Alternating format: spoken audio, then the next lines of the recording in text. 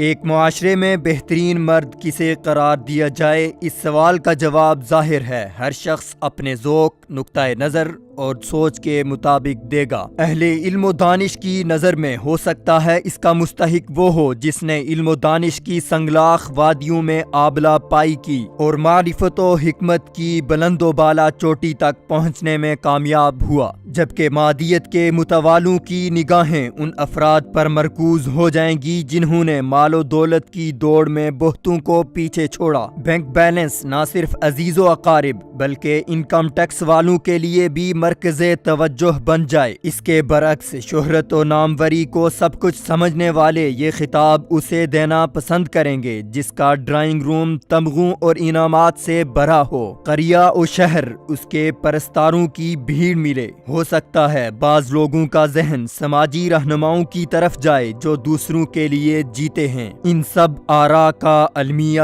یہ ہے کہ یہ سب محدودیت کا شکار اور زندگی کی ایک خاص جہت کی آئینہ دار ہیں۔ اس لیے ہو سکتا ہے ان حوالوں سے بہترین سمجھا جانے والا شخص زندگی کے وسیع تناظر میں بدترین ثابت ہو۔ اس سوال کا شاندار اور جامع جواب وہ ہے جو رسول اکرم صلی اللہ علیہ وسلم کی جانب سے دیا گیا۔ آپ صلی اللہ علیہ وسلم کی نظر میں بہترین مرد کے خطاب کا مستحق وہ ہے جس کا سلوک اپنی گھر والی کے ساتھ بہترین ہو۔ بظاہر یہ بات عجیب لگتی ہے، محسوس ہوتا ہے کہ شاید ازدواجی معاملات کو ضرورت سے زیادہ اہمیت دے دی گئی، لیکن اگر سنجیدگی سے اس حدیث کا جائزہ لیں تو اندازہ ہوگا کہ بہترین مرد کے انتخاب کے لیے گھر والی کے ساتھ اچھے سلوک سے بہتر کوئی معیار نہیں۔ یہ اتنی جامع اور وسیع کسوٹی ہے جس پر کسی کو بھی پرکھنے کے بعد یہ فیصلہ ہو سکتا ہے کہ کیا واقعی وہ شخص بہترین ہے یا نہیں۔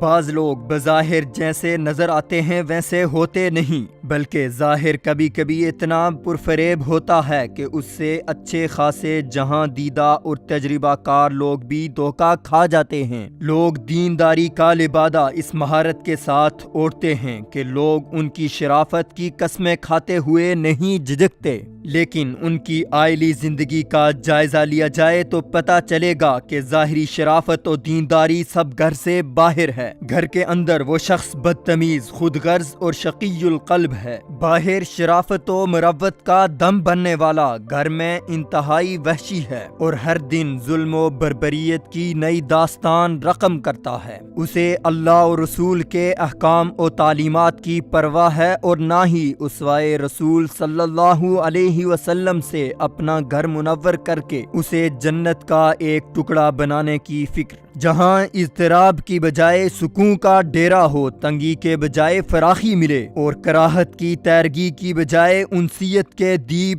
جلملاتے ہوں۔ آپ صلی اللہ علیہ وسلم اپنی ازواج کے ساتھ اس حد تک عزت و احترام کا معاملہ فرماتے کہ ایک مرتبہ حضرت صفیہ رضی اللہ عنہا دوران اعتکاف آپ صلی اللہ علیہ وسلم سے مسجد نبوی میں ملنے آئیں۔ جب وہ واپس جانے لگیں تو آپ صلی اللہ علیہ وسلم احتراماً انہیں مسجد کے دروازے تک چھوڑنے تشریف لائے۔ آج ہمیں بھی اپنے معاشرے کو نبوی تعلیمات میں ڈھالنا ہوگا تاکہ ہمارا معاشرہ امن و سکون کا گہوارہ بن سکے۔